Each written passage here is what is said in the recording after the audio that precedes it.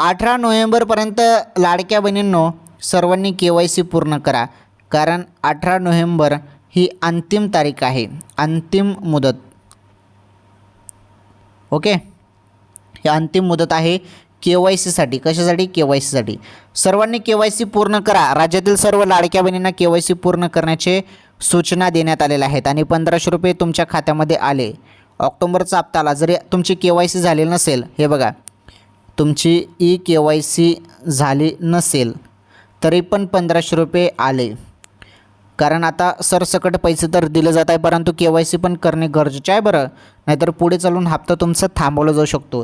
राज्यातील सर्व बहिणींनी KYC पूर्ण करा.